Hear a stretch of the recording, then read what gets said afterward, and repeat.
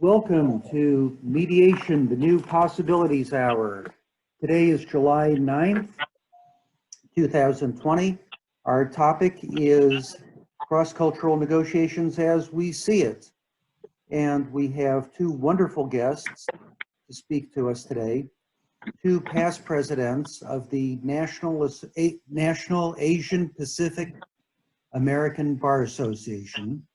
First, we have Cyndie Chang. Cyndie is the managing partner of the Los Angeles office of Duane Morris LLP, and in addition to being a past president of NAPABA, she is a past president of the Southern California Chinese Lawyers Association. George Chen, who is joining us from Phoenix, is a member of the firm-wide international board of Bryan, Leighton, Paisner, LLP. He's the leader of the intellectual property practice group in Phoenix and also a past president of NAPABA. This webinar is part of the Will Work for Food project. We're here to raise money for food banks. This overall project has been organized by Natalie Armstrong, and it's just a tremendous project. We've raised close to $35,000 for food banks so far. And we hope that you contribute to a food bank if you like what you see. There's no charge for this webinar. With that, we'll turn it over to our very distinguished guests, Cyndie and George. They'll let us know of food banks that are close to their hearts so that hopefully we will support those food banks. And we'll hear about cross-cultural negotiations as they see it. With that, Cyndie, George, please, the floor is yours.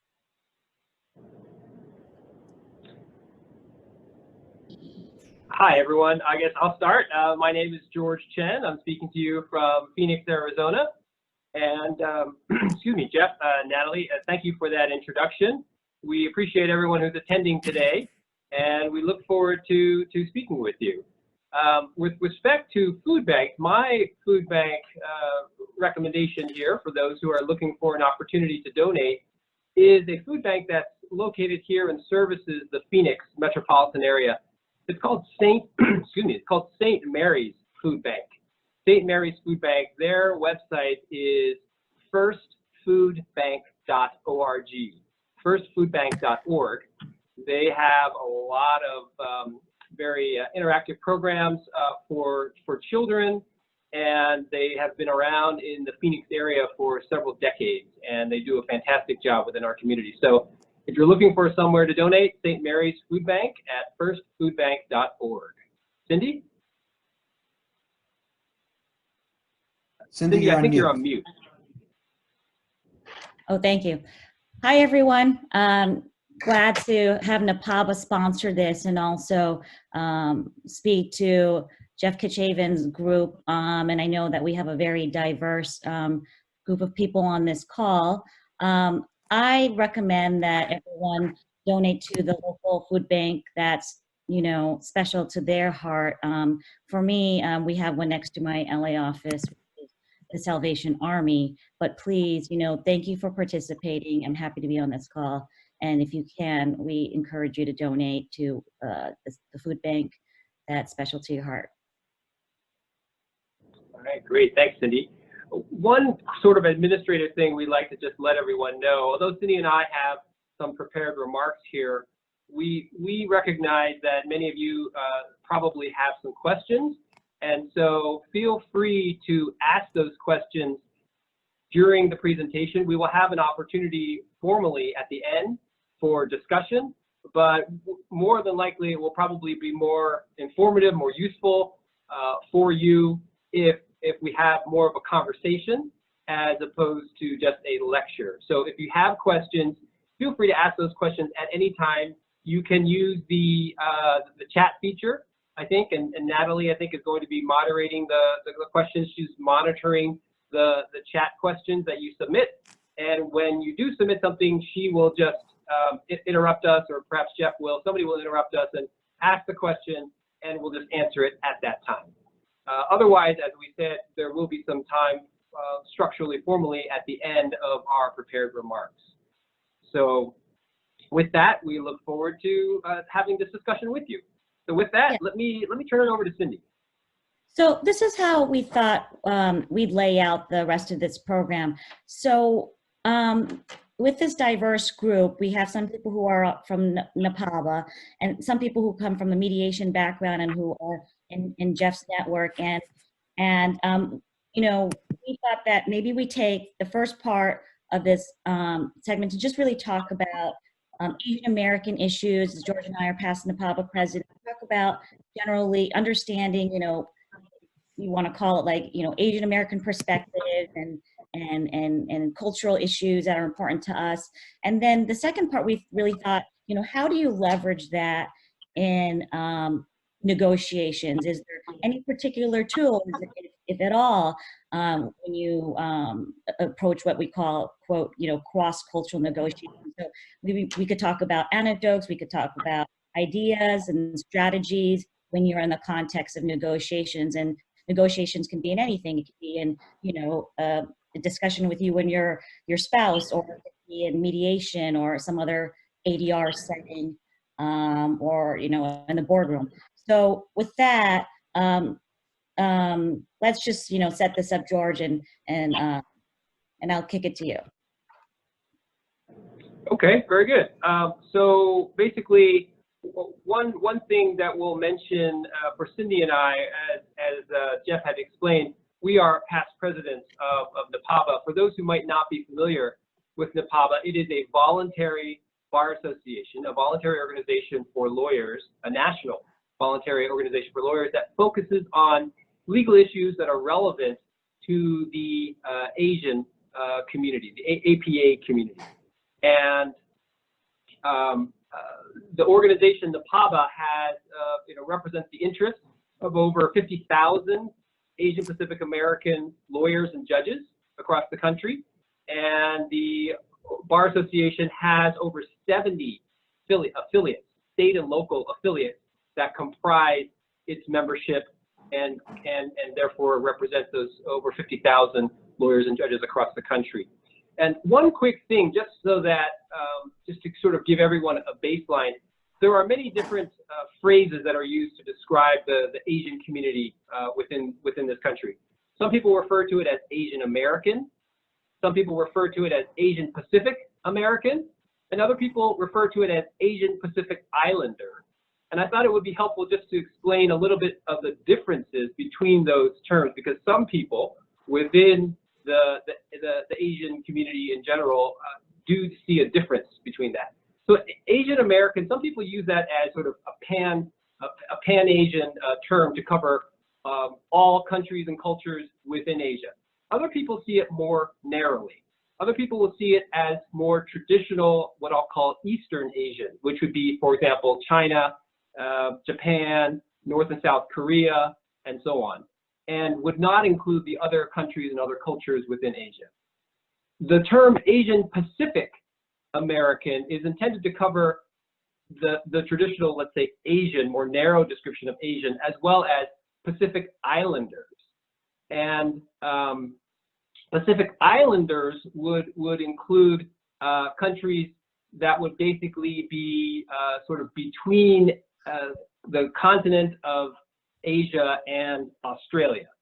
And so you have typically the smaller countries that are in smaller Southeast Asian type of countries that are over there. We also have South Asian, which would be more like India and Pakistan and some of those areas. So the term Asian Pacific American or Asian Pacific Islander is intended to be more encompassing because some people just don't consider Asian American to include all of those areas. But you know, Cyndie and I think we may jump back and forth between those terms, but it's intended to be more you know, pan-Asian, let's say, and not specifically focusing on any particular culture or country within Asia, unless we're specifically identifying that. So just wanted to sort of set that background, you know, difference between Asian American, South Asian, Southeast Asian, Pacific Islander, and so on. Not to make things confusing, but just to let people know that there are what some people might consider nuances, but I would consider them important nuances, if that's how you wanted to characterize it. So with that, why don't we turn it over to a more general discussion of understanding some Asian Pacific American or Asian Pacific Islander stereotypes. Cyndie? Yeah, sure. So with very broad brushstrokes, I mean, you know, George and I are brought on, and, you know, we're both past NAPABA presidents, and, you know, stereotypes are stereotypes, right? So, you know, with Asian Americans, you know, we often face challenges of, you know, being meek or humble, or, coy, or, bad drivers, and this and that. And you know, we suffer too from what we call the model minority myth, is that, especially in the legal setting, where Asian Americans can be considered hard workers and, you know, worker bees that are very smart and intelligent. But what the problem with that is that it's a myth, in that it really doesn't take into consideration, you know, the other challenges that minorities have. It's a, you know, a model minority myth, and not really understanding that we are a very diverse group of Asians, and I'm talking specifically Asian Americans, because mostly everyone on this call is.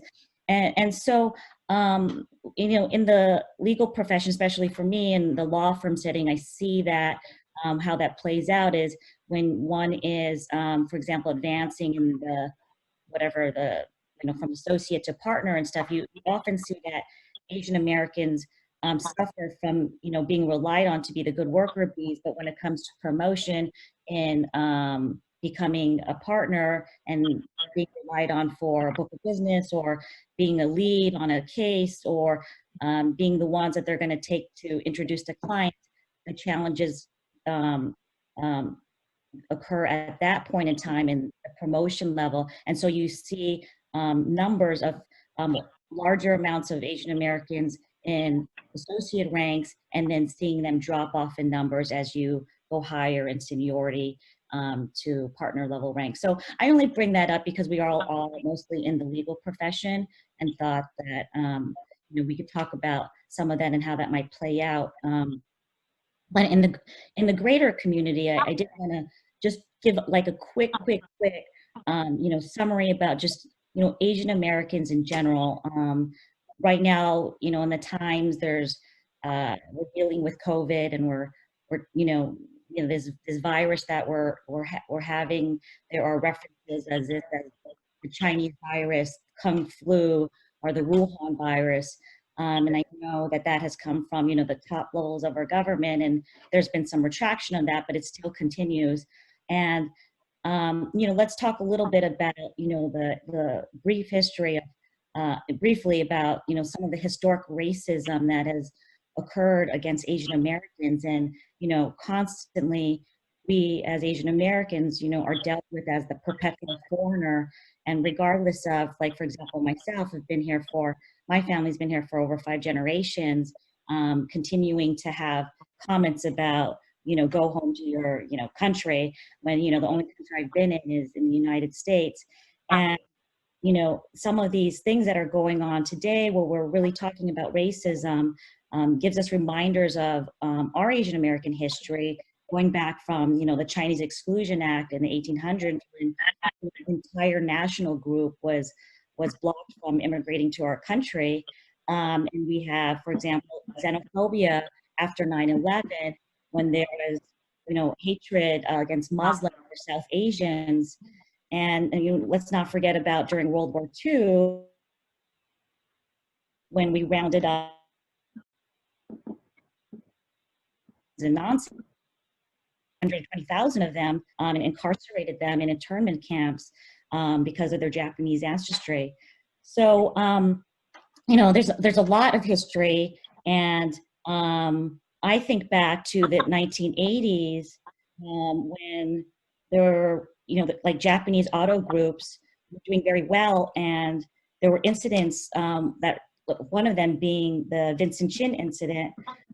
Vincent Chin was in Detroit, and in 1982 he was murdered by and actually bludgeoned to death because he was blamed for putting auto workers out of a job. So that really did spark an Asian American movement from that incident, and it just really reminds me, like with all the protests going on now, that we really think about that history from Asian Americans. So just wanted to put that backdrop. Great, thanks, Cyndie. I'll add one other thing. Cyndie, you mentioned the model minority myth, and this goes back to my earlier comments of really there's different segments of the Asian community in the United States, and the model minority myth, if you break it down, it really applies more to the traditional East Asian communities, because those folks are historically, let's say, the first immigrants, and those folks are the ones who maybe have been here for, let's say up to 5 or more generations, as Cyndie's family has been. And so those folks, are we're referring more to the Chinese, Japanese, South Koreans, and so on. And it's not so much the model minority myth, if you look at the demographics, does not apply actually to other segments of the Asian Pacific American community, and in particular, let's say the newer immigrant communities, which generally are more on the not the traditional East Asian communities, but rather some of the other communities that I had mentioned before. And the model minority myth, if you look at the demographics there, does not apply as much. And so there's a very, for lack of a better term, diverse population within the Asian community within the United States. So with that, we thought we would talk a little bit about Asian culture, or Asian Pacific Islander culture and communication, and how that would affect negotiations, mediation, and so on, because communication obviously is how we're going to conduct these negotiations. So I'll just at the outset mention three things. One is saving face, which I think most people are familiar with that concept. Second is humility, which Cyndie had mentioned earlier. And thirdly, I'll mention is contextual. It's a very most Asian cultures, at least that I'm familiar with, are very contextual. And so let me go into that a little bit more. So saving face, I think most people are familiar with. It's about providing an out, right? Not requiring the other side to be embarrassed, to be publicly shamed, or anything like that. It's all about preserving the reputation of your family, of your parents, your grandparents, and so on. So I think that is probably fairly well understood, but if people have questions about that or want to talk about that further, Cyndie and I would be happy to do that. Secondly, I mentioned humility, and Cyndie had mentioned this earlier, and this includes things which are perhaps a little bit more subtle. They can be verbal cues, they can be nonverbal cues as well. They include things like it's actually disrespectful to look someone in the eye if they are your superior, right? So if you're meeting the CEO of a company, if you're the mediator and you're meeting the CEO, right, and it's somebody from Asia, right, who's very traditional Asian cultures, you should consider, you may want to look at them, but then, you want to look basically at their shirt or at their shoes or your own shoes, right? That is a sign of respect. It's very different, obviously, here in American culture. From a verbal cue standpoint, humility expresses itself in terms of, for example, if somebody asks you, can you do this, right? The more traditional Asian way of responding is to say, I'll try. Even though you know you can do it, and in fact, even though you know you've done it 1 million times, you will still say, I will try. And that's not to be interpreted as, I'm not sure if I can do it. Although some people who are looking at things on a more literal basis, they may interpret that to mean, I don't know if I can do it. Or in a negotiation context, if you ask someone, look, we would like this settlement term, they may say, I'll think about it. And my family, we joke about it when someone says, I'll think about it. That's what we call the Chinese no, right? Because they won't disagree with you to your face. They're indirect. And so that, that's another sort of contextual type of thing, is to not disagree, because disagreeing could cause the other person to be embarrassed and lose face. And so you don't, culturally, you don't say no. But in a negotiation context, right, if someone's saying, I'll think about it, and if they are really communicating in a more traditional Asian style, then it's highly possible, that they're really saying no. And so you shouldn't think of that as, well, maybe there's a chance, so I'll keep pushing on this, because you probably won't get anywhere. From a contextual standpoint, in addition to the, not saying no, it's actually, at least I'm not sure about other Asian cultures, but in Chinese culture, if somebody asks you a question, you could say, yes, I agree. But to say, yes, I agree, even more strongly, you would say, you are not wrong. So saying you are not wrong in Chinese is actually a stronger way of saying, yes, I agree, than saying directly, yes, I agree. And this is all about sort of the indirect way that many Chinese people, and I'm pretty sure many other Asian cultures will communicate. The last thing about context is, and this again is more focused on Chinese, but the concept of sarcasm does not exist in Chinese. And it's because Chinese is, no matter which dialect of Chinese you speak, it's spoken in single syllables. Like every word is a single syllable. There's no multi-syllabic words. And every single sound, every single syllable sound has 4 pitches or 4 tones. And each of those tones mean something different. So just as an example, ma, ma, ma, ma. Those are 4 different words. Ma is your mother. Ma is like numb. Ma is a horse, and ma is to scold, right? The last thing you want to do is call your mom a horse. But in any event, because you have these different tones, you can't use tone to indicate sarcasm the way you do in the United States, right? In America in general, or in English in general. So just these different concepts of communication are important to understand when you're dealing with someone who is communicating in that style. And then the last point I'll just mention here is just because we look Asian, Cyndie and I look Asian, but as Cyndie said, she is 5th generation, right? Her family has been in the U.S. for 5 generations.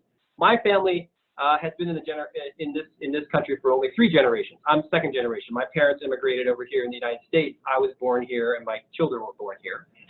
But so I consider myself having more American culture values than Asian cultures. But I grew up, right, in a Chinese household, so I am very, very familiar with these Asian cultures. But just because someone looks like me doesn't necessarily mean they're going to be communicating in this way that I just explained, because they may be, 5th generation or more, or they may be able to easily adapt between 2 different cultures, American culture and Asian culture. So these communication styles are very, very different, and it can be very important in a negotiation context. So I think I went a little bit long there, but in any event, let me turn it back over to Cyndie for the next topic. Yeah, so we can start jumping into, thoughts about negotiations and trying to understand the other side. But before we do that, I do want to take 1 minute, and I'd be remiss if I didn't, to just going back to what I was saying earlier about, Asian Americans now in America, is to talk about, the racism that's been increasing, especially in this COVID environment, where there has been, and it's been confirmed by the FBI, that there has been a rise in hate attacks against Asian Americans because of the resentment from the flu being from an Asian country. And there's statistics that are showing that. So we all must remember that this virus does not discriminate. It can affect anyone globally. It's people that discriminate. So with that, and again, I remind the group, please, let's have a conversation. Let's talk about different hypotheticals and everyone else, share experiences. That would be great to have, questions posed. So with respect to how I think about negotiations, the assumptions I make, and whoever's on the other side, is actually no assumptions. I think it's, you just don't know. For example, let's just say we look at the other side and look at George, and he's Chinese. If I had not known him, I wouldn't know, if his background was, Beijing, Shanghai, Taiwanese, or if he came from, the countryside, or his family was more wealthy and came from, suburban city, and dialect, religion, and all the other layers of complexity that make a person, maybe I don't even know he's Chinese. It could be mixed of, other Asian ethnicity, Korean, Japan, whatever, South Asian. And so I think that it's always better to have the newest tool, and you have preparation, and you take your cues during negotiation to really come from the first point, which is understanding your other side and listening. And I think that requires empathy. And I've read, different kinds of negotiation books, and one, for example, where it tries to address cross-cultural negotiations categorically and say, okay, if you're dealing with an American, these are, American stereotypes. For example, they're aggressive, they assume a zero-sum game, and so forth. Or if you're dealing with a Chinese, they could be sly, and they may hide the ball, and so forth. And I think that perhaps that could be part of your tool set, but again, going back to what I was originally saying, is that you just really have to understand there's so much complexity in understanding the other side. For example, George and I may be alike in that we're both Chinese, but I might have more affinity with him, and what might be a better leverage tool in trying to understand where you come from is we might find out we came from the same law school, for example, and that might be the actual common denominator that brings us together. So with that, I guess I was also thinking about what kind of tool can one then try to understand the other side. And maybe it's not looking at them from a visual standpoint and trying to assign certain traits because of what nationality they come from or where they live, but it's actually looking at them from a human level. So in some of the books I read, and by the way, the book that I like the most is, it's written by someone named Chris Voss, and it's, what was the name? It was Never Split the Difference. I really like that book. And he talks about, you need to look at the other side at the human level. And, there are 3 categories basically of types of people and personality types.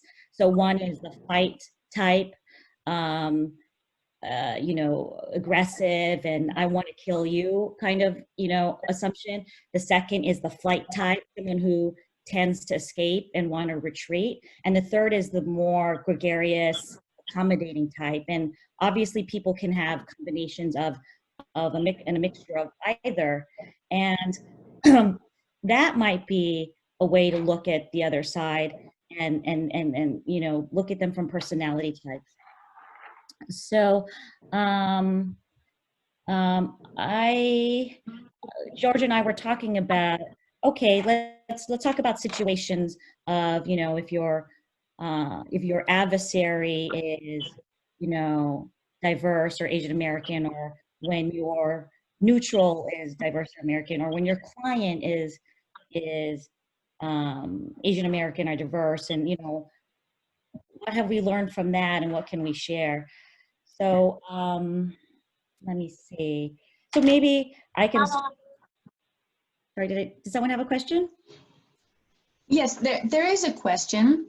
The question being posed is, does the cultural context George discussed inhibit the Asian American community from speaking out against racism, potentially leaving the erroneous impression of tacit agreement or permission to continue?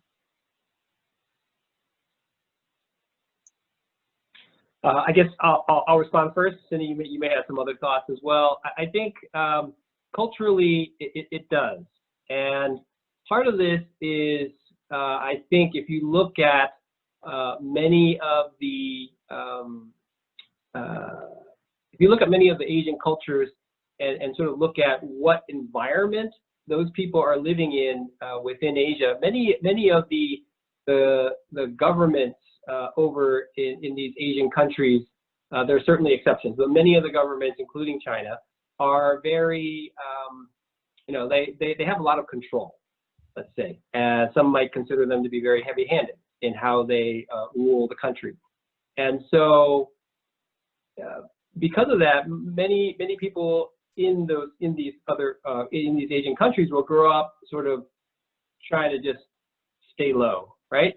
There's an expression in Chinese that says, the nail that sticks up gets hammered, right? So basically, culturally, you don't want to necessarily stand out because there could be bad consequences. And then similarly, to respond to the question, you may not want to speak up because that makes you stand out.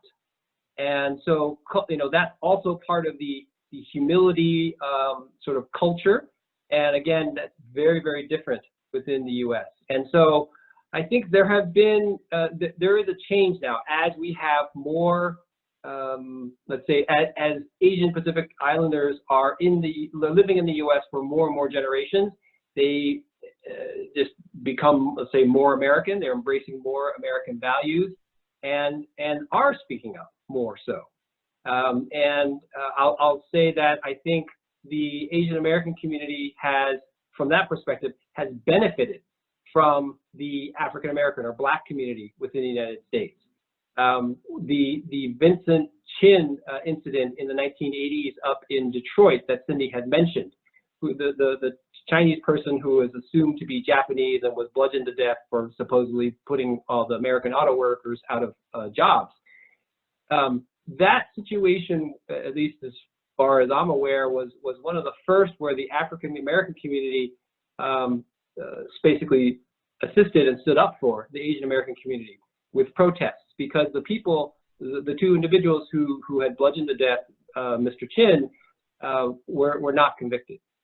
And so it was actually the African American community, the Black community, that had come to rally support for the Asian American community. And so there have been, since then, I think there has been a sort of a growing movement, I'll say, where Asian civil rights are becoming more, Asians are becoming more vocal, let's say, about their civil rights. But Cyndie, additional thoughts? Yeah, and two areas that are really important that I can think of that I may see where Asian American engagement is so important yet also challenging, and that is, one is in voting. So, and the second is in the census. So, with regard to this concept of, are Asian Americans active enough and engaged and speaking out and making their voice heard with respect to voting, I think that there have been, political groups that may not think that the Asian American vote is significant enough to really talk to our communities and really engage, because we don't have, or we don't wield as much influence at the ballot box. And as George has indicated, we're working on that to increase voter engagement and maybe culturally where going to vote and you being of immigrant roots and not really, I don't know, I don't know, thinking that come from some other country or whatnot, or not really assimilating. I don't know. I think that certainly we've done a lot of work, especially NAPABA and other related organizations in making sure that we are heard, and there are a lot more accomplishments over the last few years of Asian Americans also in high levels of politics. And the second is the census, which has just occurred recently, and there was concerns as to immigrant communities being so scared that if they go and actually register to have their voice heard, there might be whatever backlash against them and their community in having being deported or so forth, and that's actually contrary or counterintuitive in that us as Asian Americans, we do need to be counted, because that's exactly how you allocate funds to the communities of color. So, cultural passivity has been a challenge, but certainly not something that is not improving and that we need to be continually vigilant about.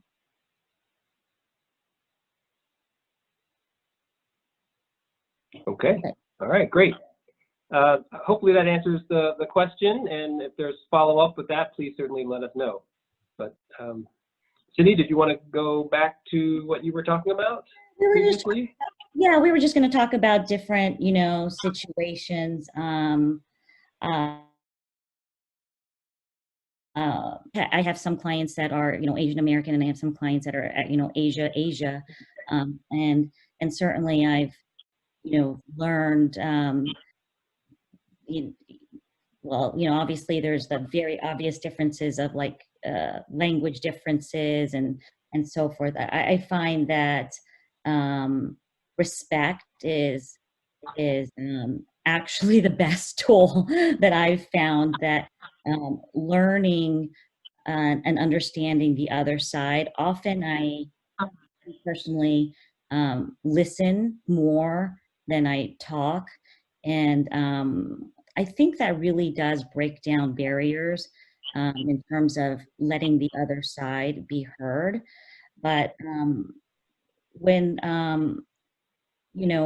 my client is diverse, or from Asia, I do realize that for example, in the fee setting, arrangement of fees, I know some of my Asian clients prefer to have more certainty. They might not understand the American hourly rate system at firms and want cap fees arrangements. I think more often than not, I have clients that ask for capped fee arrangements or in their budgeting. And if you're a litigator like myself, that's very hard to predict and hard to work with.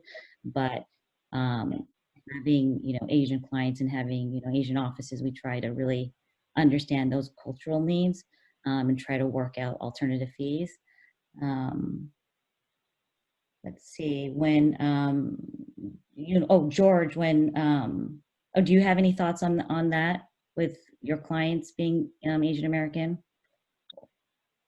Yeah, with clients, I think it depends sort of how American they are, right? I mean, if they're really traditional Asian from Asia, don't have too much exposure to the American culture, there are just things that are different. And as I was explaining earlier during the seminar, just things you have to be aware of. I'll give one example where, and it was my fault in this case, because I did not prepare my client sufficiently, because I thought, right, I made a stereotype of my own client who was Asian. I thought my client was more American than he really was. And so when we were in this settlement negotiation, the other side had proposed a particular settlement term, and my client basically said, "Oh, I'll think about it." And I, so then afterwards, I asked my client, I said, "Well, does that mean no?" And he was even just like, "Well, it means I'm thinking about it. I'm not really sure." But I could tell from his response that he really wasn't that interested in it. But as the settlement continued over the next, several weeks, sporadically, the other side apparently that particular settlement term was very, very important to them, very critical. And so they kept pushing on it because it was important to them. And they had heard directly from my client, directly from my client saying that he would consider it, when in fact, he really wasn't considering it, right? And so we had to just overcome that communication issue to ultimately reach a settlement that all the parties agreed to. So I think certainly, and so I learned from that experience that, not to make my own assumptions of my own Asian clients as to sort of what communication style, how American, how Asian their communication style might be. Cyndie, you had a story, I think, when we were preparing for this seminar. You had a story about selecting a neutral in a very, I think, unique situation. You want to share that with the group? Oh yeah, thank you for reminding. Yeah, so I'm, so I'm leading a litigation team, and it just so happens that everyone in my team are Asian American female litigators. So there's 3 of us, and it just worked out. It was the right people for the team, the skill set, the capacity, and so forth.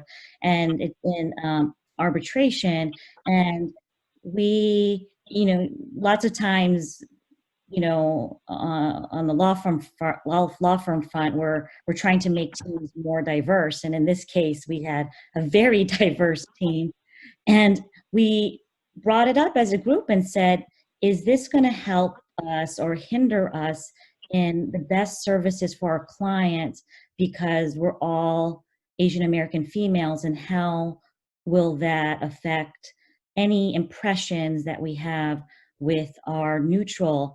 And we really, at the outset, kind of put that at top of mind. And one would think, why?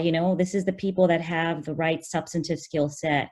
But it is, certainly coming from a minority female perspective, is something that, you have to think about, because when you walk into a room and you're representing your client's interests, you don't want that to be the distraction in the substance of what you're advocating for. And we really did do a deep dive on all the neutrals selected to see, and maybe even made some of our own assumptions based on what you can get, like, looking at bios and videos and articles and getting feedback, and, had to extensively interview people and say, do you think he'd be open, or do you think you would have some unconscious bias against us because, Asian Americans may, like for me, like, they think I'm young, they think that, I'm petite or whatever, and I might not be the commanding white male presence that one may stereotypically think of as the head of a litigation team. But it was very important to us to do our prep work, and we looked at bios of neutrals to say, okay, what is it in their bio that might make them maybe more open to us? Do they've got, international practice? What kinds of matters have they handled? Are they, what areas of in government or where have they practiced, or were they prosecutors, were they this, like, what side? I mean, we really did some, like, trying to do some psychoanalysis, and whether it's right or wrong, it's just trying to get information. We looked at their bar associations, what organizations they were in, do those organizations embrace diversity and inclusion? So it was just interesting, and certainly something to think and consider, especially if you're coming from a minority background when selecting a neutral. George, did you have any anecdotes you wanted to share? Yes, I do, but I noticed, just kind of peeking at the clock here, we've got a little bit over 10 minutes. left in this seminar. We want to respect everyone's time, so we do want to end at the top of the hour. So that's, you know, Cyndie and I have more or less completed our prepared remarks. So if folks have questions, feel free to please use the chat function. If we're a little bit more shy of a group, I've got some stories, and Cyndie, I'm sure, has more stories that she can share as well with respect to negotiations, perhaps mediations, arbitrations, and so on, with respect to you know, Asian American issues. Yeah, and there's a question that was just Is there a posed. question? Yes, it says, can you share what are some challenges you personally faced along the way as an Asian American associate to making partner at your respective law firms, and how did you overcome those challenges? Okay. Cyndie, you want to respond first? Yeah, sure. It's been challenging from day one to today.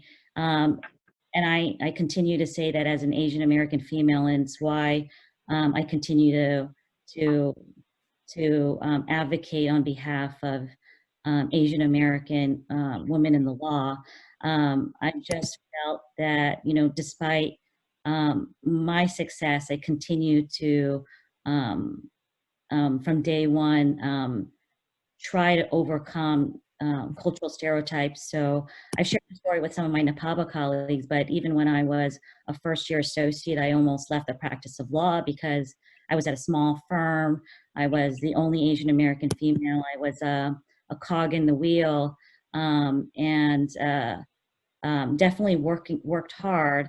But I was told by the partner who was at the head of the letterhead that I would never become a trial lawyer because I was, you know, too meek and not aggressive enough. And, you know, certainly that lit a fire under me to eventually become a partner. And I continue to have cases where it's either other opposing counsel or it's, you know, judges, or it could be anyone from like the bailiff that will just make assumptions about me if I'm, you know, the secretary or the court reporter, or in some cases, you know, I've had opposing counsel say very, you know, dismissive terms about me, and you know, it's been a struggle, and now even when I'm managing partner, I still face challenges in trying to, you know,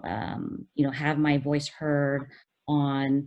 For example, I'm on our partners board. I'm one of the few minority females on the board. I was the first, and now we have others.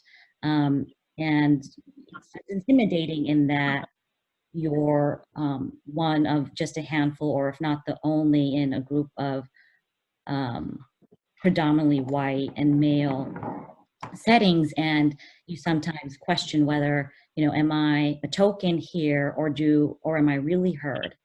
And when you have decisions made about you that are perhaps not, you know, favorable, you have to always think to yourself, okay, is it because of this reason, or is it because you may have some unconscious bias against me? And so I think it's been a struggle from day one to today, and I you know, we're a resilient group, and we continue to try to be eyes wide open and trying to figure out, you know, how can I learn from this, and how can I overcome this? George? Yeah. So sure. I'll share some things as well. It certainly has been a challenge. I'll say, you know, for me in my Phoenix office, you know, when I joined, there's not a lot of Asians in Arizona in general, and so there's not that many Asian lawyers in my Phoenix office. Although now, sort of in an unusual set of circumstances, you know, I'm a partner in our Phoenix office. I'm on the international board of my firm, one of 15. For a while, I was the first and only Asian American on our board, and we now have 2, which is fantastic. But in our Phoenix office, our office managing partner also happens to be Asian as well. So situation's very different now than when I joined the firm 20 years ago or so. But you know, some of the challenges that I faced, I think, are pretty typical in terms of people just sort of making having certain initial impressions about who you are, what you're capable of, and what you'd be best suited for in terms of job assignments. And for me, it was more about, you know, just making my, just talking to the partners, talking to the senior associates who are assigning the work, and letting them know, look, I've been doing this for a while. I feel like I've, come a long way, come up on the learning curve. I'd like to do something, I'd like to do this other thing, and just asking, making my desires known. I always tell associates now that, look, the best person to look out for your career is you. And you need to figure out, if I want to make partner here at this firm, what are the requirements? What are the accomplishments of recent partners? And sort of you can pattern it after that. Have some open, honest conversations with partners to ask, are you really on track? Just because nobody says anything, no news doesn't necessarily mean good news in this context. So, those types of things. Like Cyndie, I'm also a litigator, but my practice is more on the intellectual property side, exclusively on the intellectual property side, but I also have an intellectual property transactional practice, helping clients obtain patents, trademarks, and things like that, in addition to litigating them. But in a litigation context, even I'm 50 now, right? And I still have this situation where opposing counsel, they're not familiar with me, may assume that I'm going to be meek, I'm going to be quiet, I'm not going to object. And so many times I will have to, I will let them know up front and early that I will object. I may object, frankly, more than I should, but just to let them know that I'm not going to sit here and be quiet. If it's not on videotape, I may shout at the opposing counsel initially, just to get the point across. Don't make these assumptions about me, because I just want to start off on the right foot. I have a story where I think I was a fourth-year associate at the time, and this very influential rainmaker had decided that he wanted me to handle this copyright case for one of his smaller clients. And it was a three-party. It ended up being a three-party mediation. And I was the only, there were 9 people there at the mediation, 3 sets of lawyers, 3 sets of clients, and the mediator. And I was the only, frankly, non-Caucasian person in the room, or in the rooms. There was a time when the mediator brought us all into the same room, and apparently, the other 2 parties had reached some sort of tentative agreement, and just said, well, George's client could just pay the difference to the plaintiff, and we'll just be okay with it. And so as we're all in this room, I could tell, like, everyone was kind of ganging up on me and my client was more elderly, and so she didn't say a whole lot. So once I realized, that they were trying to just, they had already, at least from my perception, had already kind of agreed this is what's going to happen, and George's client's going to pay the difference, and we'll be done. I basically first was very polite and said, look, this is not rational. My client, frankly, shouldn't even be here. We've told you this from the beginning, reasons 1, 2, and 3. It's in our mediation briefs, blah, blah, blah. And they just kept insisting and just completely ignoring what I was saying. So finally, I basically threw a fit, right? It's like 1 a.m. in the morning, right? We're still in this room. And I basically pounded on the table, and I stood up and I pointed at every single person, and I said, you are not listening. We are not paying. And, if we're going to go to trial, let's go. And I told my client, we're leaving. So, well, we didn't leave. We just, went into our separate room. And then, my client was very nervous. He said, are you sure that's the right approach? I said, just let's see. We came in, mediator came in and said, okay, they've agreed. Your client's not paying anything. So, I mean, it was just one of those things where I really think that they had thought that, well, here's this young guy, right? He looks like he's 15, and he probably doesn't have much experience. Well, they probably saw my bio, right? I was 5 years out of law school, and so we can probably take advantage of the situation.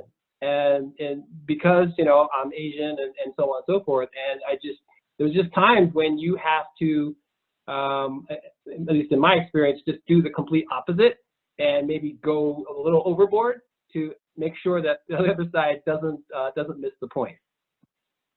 So anyway, let's see here. I think we're doing okay on, oh, we're almost out of time, actually. Yeah, we have a little less than 5 minutes left. So if you two would like to make some concluding remarks, I think that would be great. All right. Cyndie, would you like to start us off? Sure. My couple points, I'll just, say that, just, remember that those of us who are very well versed in the diversity and inclusion space, understand how important that is, and that there are studies and statistics that confirm that diversity on your teams is so important and actually leads to better results and better decisions. And as we were talking about before, is while these are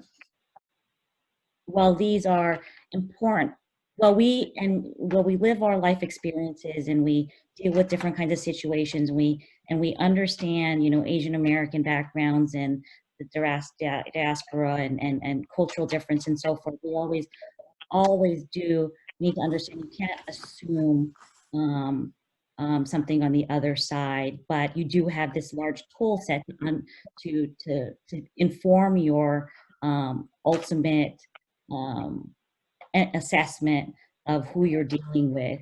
But you start with listening, you start with empathy, and you do some preparation, and then you go to your toolkit to help you inform yourself on how you approach whatever situation you're dealing with.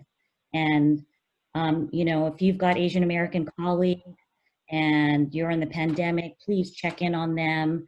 And if you see xenophobia or so forth, please denounce that in the way that you think is appropriate for that particular situation. So thank you for having me. Thank you. George, please. Great. Yeah, I'll be very quick here. I think we're just about out of time. I agree with everything that Cyndie said. I think listening and empathy and just being being a good supporter, regardless of whether you're Asian American or Asian Pacific Islander or not, just being supportive of the issues that our communities are facing. The other thing I will say is that, seminars like this, and you can read books, you can, there's a bunch of YouTube videos on these kind of cultural differences, and certainly many articles published on the internet about the same topic. But I will say there is no substitute, right, for actually experiencing it.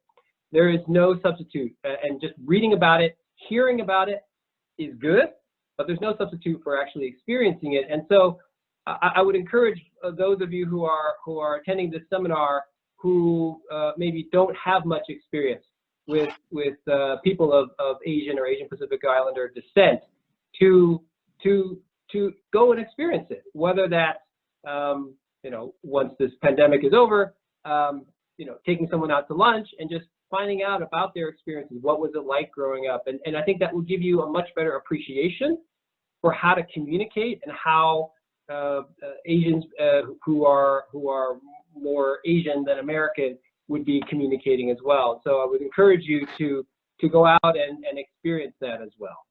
So Jeff, turn it back over to you. Thank you. Natalie, we have one slide. Our speakers have provided us with their contact information. So if people would like to follow up with any questions, Cyndie and George have very graciously made their contact information available for people. Let's wrap up by saying thank you, first of all, to Cyndie Chang and George Chen for an excellent presentation this morning, to the National Asian Pacific American Bar Association, NAPABA, for being the co-sponsor of this seminar and helping us raise a record number of people attending. Natalie, thanks to you for organizing the Will Work for Food project. We're at about $35,000 raised for food banks. George had mentioned firstfoodbank.org in Phoenix, Arizona. Cyndie had mentioned the Salvation Army. Please support those food banks if you wish, or any food bank. They all do a wonderful job of helping to fight food insecurity. And with that, Natalie, back to you. Jeff, thanks so much. George, Cyndie, really powerful presentation, greatly appreciated. I would just like to add one thing, to encourage Americans to get a passport and use it. One of the best ways that you can be involved, be tolerant, be empathetic is to experience any number of cultures for yourself personally, face to face. Appreciate their music, appreciate other cultures, appreciate other foods, appreciate other histories. So get a passport and use it. Thanks very much. Okay. Everybody. Thanks, everybody. We are complete.